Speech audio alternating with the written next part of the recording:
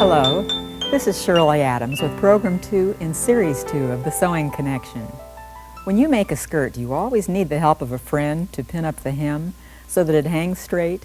This is completely unnecessary unless it's a circular skirt, which will stretch longer in the bias areas.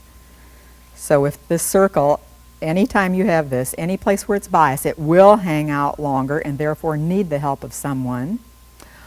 But anytime you use a skirt that is straight cut, whether it is a slim one, as I'm wearing here, or this full one, anytime it's straight cut, and you can tell it's straight here by the way the stripes go in the plaid, then you really can do this hem at any time and without any help, because it is always that straight line at the hem. Now, where the problem actually occurs is at your waistline. For this is where the irregularities show up. Any irregularities that your body have make a difference. A skirt then must hang from the waist to be adjusted around this area. So put it together to whatever extent you want, but leave the waistband off until you have it altered, and then you can put on the skirt, tie a length of elastic on, because I don't have a band yet on this skirt. So I'm going to take off a belt and put on this skirt, and I know that they are mixing a lot of odd prints, and I would not do this. This is too odd. So I wouldn't go to this extent, but I'm going to put this skirt on, and I'm going to get a piece of elastic and tie it around my waist. And what I want to see is all those plaid lines in the skirt hanging parallel with the floor. They should all be just a straight line. Well, this is fine if your body is completely straight, but most bodies are not. Most of them are a little bit off here and there. So stand in front of a mirror and take a good look. Now here's what we want to be looking at. If, for instance, just looking at it from the front, if I had one hip higher, and I don't because you can see those lines are running straight, but if I did, which is very common, almost everybody has one hip higher, and if this happens, see how the stripe runs up toward that higher hip? Well, you don't want it to go around with the skirt looking like this, because not only does the stripe run up, what if you had on a solid colored skirt instead of a plaid one? Well, it would still look terrible, because see how it also shifts toward this side. It doesn't hang straight up and down. It doesn't point toward the floor. It points toward the direction of that higher hip. So with that elastic on your waist, what you want to do is this. Just pull up that low side until it does hang straight, so that it hangs equally far from your body on both sides. And when it hangs straight like that, then fine, you're okay in front. Take a look then at the side view and see what it looks like. Now see how when I look at the side view here, let me get all this straight again. When I look here at the side view though, see if I had either a tummy here or if I had a very flat derriere, see how the stripes would go up. And that also looks very unattractive. And it doesn't matter how much help you have down there pinning up that hem. If the skirt is standing out in front and cupping in and back, it's still going to look terrible. So this needs to be adjusted the same way. Under the elastic, if you will, just pull that up until you can look at the side view and everything hangs completely straight. Then you've made the adjustment you need. Now what you do after everything is to your liking, both sideways and from the front, is take a marker, a fabric marker, and just mark all the way around your waistline on the fabric right at the bottom of the elastic. And then after you have that marked, let's go back and compare that with the pattern to see exactly what will result or how we can make those corrections. Okay, if I had this pattern down here on the table, and always, almost always, when you find a pattern, it has the center front and the center back, which here's the center front, here's the center back, and almost always these will be parallel right across the top here, because they don't know whether your body dips in front or in back or where. That's why it's almost always a straight line. So get out those pattern pieces and see if it does make any difference. Now what I would do, this particular pattern has sort of side front seams. So I have them overlapped, I have it pinned in place here, and this is actually the side seam right here. If you have two pattern pieces and they are equal, so that you have a front and the back and the seam is on the side, just put the side seams right together so you have the hip curve there, and see what happens here at the back. Now what happened here when I first got this pattern out of the envelope is that sure enough the center back was right here equal with the center front. They were all together here at the top.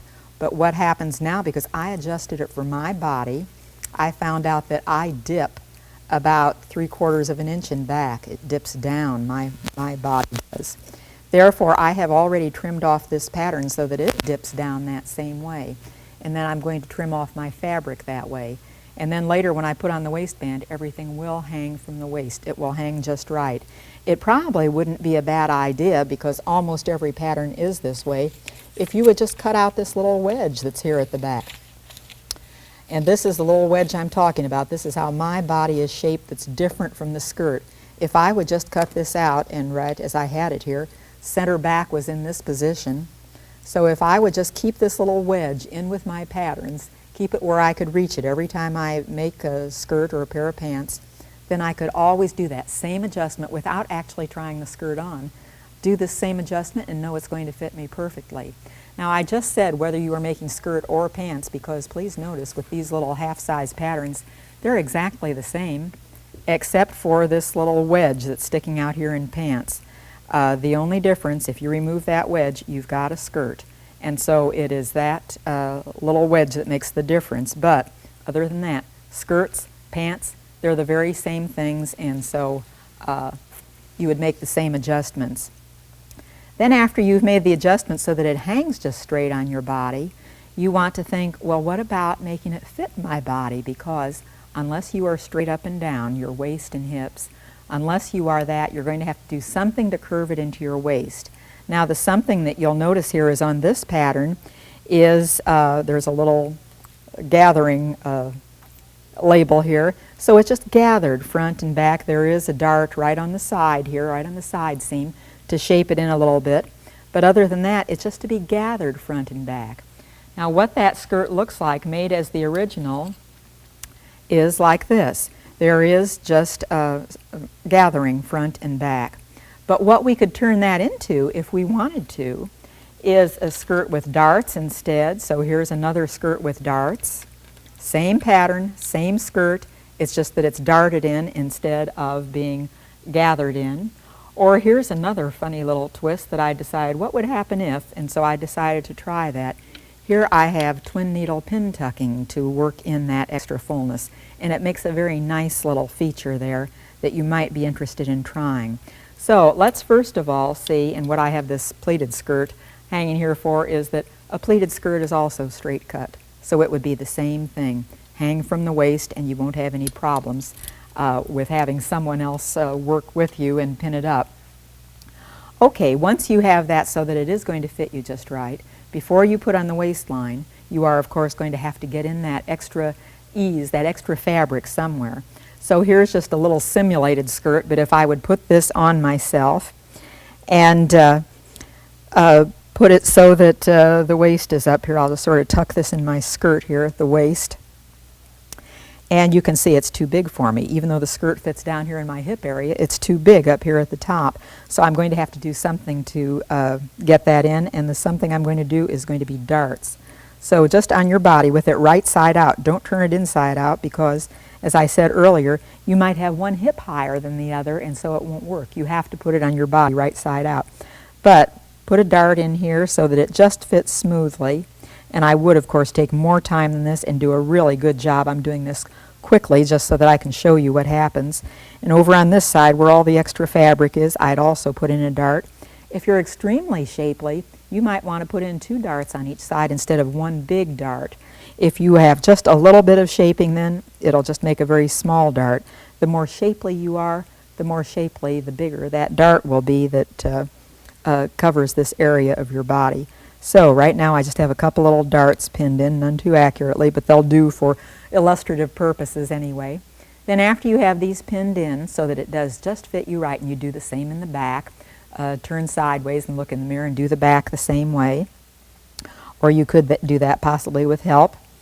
And then what I want to do on the back side of it, the inside of it, is just mark those with a fabric marker, one that disappears in the air or one that disappears by touching it with a little bit of moisture, however. But I'm going to do a little marking right there on both sides of the fabric, right where the dart is. And I'll do the same thing on the other dart, get it all marked so that I know exactly where it is. And then after all this is marked, then I can take the pins out and I'll know exactly where to stitch because I already have those markings in. So this was just a way of marking that dart, and you can do that very easily. Now if your pattern has a dart and you would rather have gathers in it, you can do the reverse also. There is no reason, if this is too big around your waist because it doesn't have any darts stitched in, there's no reason why you couldn't just put a couple of rows of gathering stitches there and then gather it up until it fits the waistband and have a gathered skirt.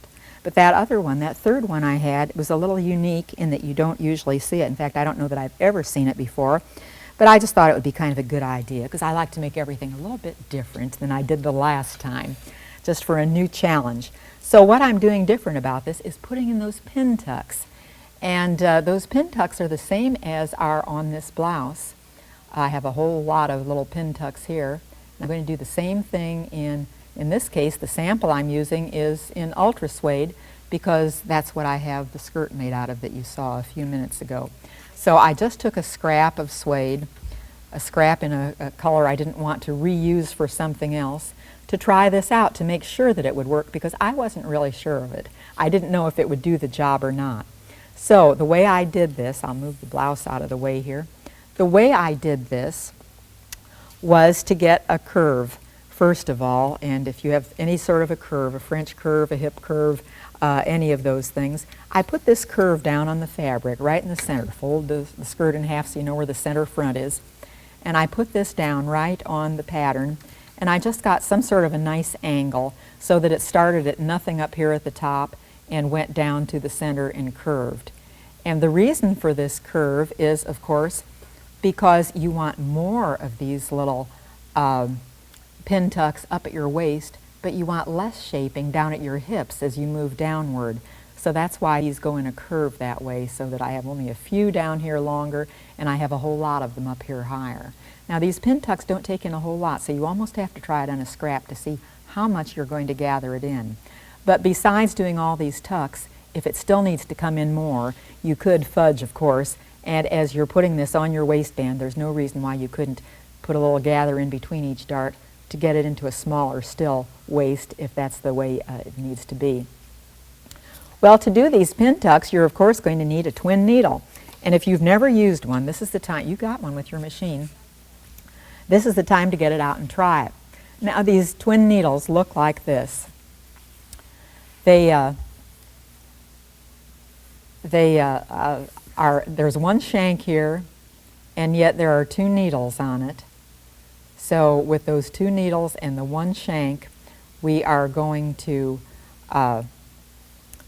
put this in the machine. I already have one here in the machine, and thread them both. Now I started to say, depending on the fabric that you use, you're going to want to use different widths of these twin needles. For instance, on this ultra suede, I used 3 millimeters apart. And on that blouse, I used 2 millimeters apart. It's just closer together or farther apart. The heavier the fabric, the stiffer the fabric you use, the farther apart those needles should be to make a decent pin tuck. But try it out on scraps and see what happens. Okay, these little chalk markers, by the way, work nicely to make that curve, is what I used for it, to run that wheel right along the curve. I'll put it back there because I don't think I made that mark when I was showing it to you a minute ago. I'll just put it back here and make the little mark right along here with this chalk wheel. And what I wanted that mark for was so that I knew where to end all those pin tucks. Otherwise, how do you know where to end them? So this is what I did. I then also took just a straight edge, a ruler, whatever. I can take the straight edge of this and put it down just so I can mark a straight line right down the center, because down the center is the only place I need a line. After that line's there, then the rest of it you do without. Okay, then as I threaded my machine, I threaded one spool of thread back in the usual place, and it's just threaded in the usual way through everything. It comes down through the guide here above the needle and comes out one of the needles. It doesn't matter really which one. The other needle then I threaded from up above here, put it on an extra spool pin, and threaded it everywhere except through that final guide before it goes through the needle. Everywhere else it's threaded around the tension, it's threaded the same. Both threads go in the same areas. It's just down here where you make the difference at the last guide before it goes through the needle. Now, what makes this work is that I am going to have those 2 threads up above, but I'm only going to have 1 bobbin thread. And the fact that you only have the 1 bobbin thread, it kind of pinches together and makes that little pin tuck as it does the job. You can see here on the back of this perhaps how, well, it's a little difficult to see, but what we're looking at here on the back of this is the way that bobbin thread kind of zigzags back and forth, and that's because it's catching the 2 upper threads and pulling them back. So to do that, you're also going to have to take off your standard presser foot because it won't do the job as well. And hopefully you have some sort of a presser foot with your machine that has little ridges underneath, and those little ridges should permit you to, I'll just put it down here, maybe you can see it better. Those little ridges should permit the fabric to go up inside them and make that little tuck. I also have on my machine, and I hope you do too, this little thing which snaps into the plate down here, and with that snapped into the plate, it's going to see how it raises up just a little bit right at the center of it, and when this happens, it will make the fabric go that way a little bit too. So it sort of promotes that pleat along with the foot that lets the fabric go up inside and helps that pleat along. I'm going to put all those threads then in the middle and under the presser foot. And this is just going to be straight stitching. Now usually when you make a pleat, you'd have to fold the fabric and do something about it that way. You just stitch this flat on the fabric and you straight stitch, don't do any zigzags. In fact, when you have a twin needle in, make sure you don't get too wide on any of the stitch patterns. Possibly your machine has a little guide. This one has a little thing here I can push, and that ensures the fact that I am not going to get out too wide in any of the stitch patterns, so I'm not going to hit the throat plate and break a needle. So if you have that, go ahead and push the button. If you do not have that, just remember, I want a straight stitch, or I only want to do a slight design, a slight zigzag type pattern so that I don't come out too wide. So I've already done a whole lot of these just to see how much it would pleat up is what I did this for at home before I did the skirt that finally resulted from it. And after I've done that many, I'll just show you here how to do another one. But what's easy about after you have that one line drawn right through the center, then the rest of them you just do parallel, and see how I've put a foot down so that it's right next to the last pin tuck I made here. So as I make a new pin tuck, it's just a matter of following the line, just making sure that I have the edge of that foot right on my former stitching. And as I get to the bottom, I am not going to back stitch. I am going to instead tie a knot on the back side. So I'll pull this out, and I would just make, all these tucks. I don't know how many it's going to take, 15, 20, 30 perhaps, depending on how shapely you are. But make all the tucks necessary, because after I've done this one sample, then I can multiply it times 2 and know how many it takes in total to do this. And then after you have all the tucks made, you are of course going to have to pull it through to the back side and tie the knots. So to pull this thread through, I used 3 different colors here just so you could see it more easily. I have gold on the bottom, and what I'm going to pull through then is that bright pink and that bright blue thread that I used on the top side. And once I get all 3 of these threads to the back, then it's going to be a matter of tying knots. Now usually what I do is first of all make all the pin tucks, then I see when there's going to be a good movie on or something I want to watch on the tube, and sit there and pull all these to the back and tie the knots later. But anyway, this you just tie into an old Girl Scout knot is the type thing you do with it, so that it's all to the back side, and it works beautifully. So these are 3 different ways then that you can make those tucks get into shape. The fact that you can either gather, or you can do darts, or you can do the pin tucks, and you might even think of some other ways of your own. If you're going to, here's that pin tuck skirt, I'll just put it down here on the table. Now if you're going to be working with anything like this, the skirts and the pants, remember that I said a few minutes ago you can transpose them. You can in fact take an old pair of pants and recycle it into a skirt if you want to. And all you need to get rid of, as you remember perhaps from these little samples that I had earlier, all you need to eliminate is this little crotch wedge that you have here. So I have here on this rack at the back of it. This skirt, which used to be a pair of culottes, and now it has become a skirt instead. And what I did to make this into a skirt is eliminate that crotch wedge. I still have it back here hanging on the hanger. Here it is. Now if you can picture this as a pair of culottes, this was the inseam here. This was what made it into a split skirt, a divided skirt. This was the inner part of those legs. If you have wide leg jeans, you could do the same thing with jeans if you want to and make a skirt out of them.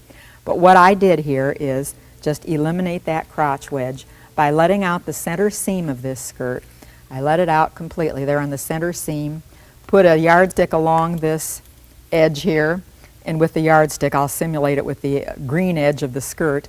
I just drew a straight line there with chalk and then trimmed that out and then stitched this into a seam before the front and the back stitched together in the legs of the pants.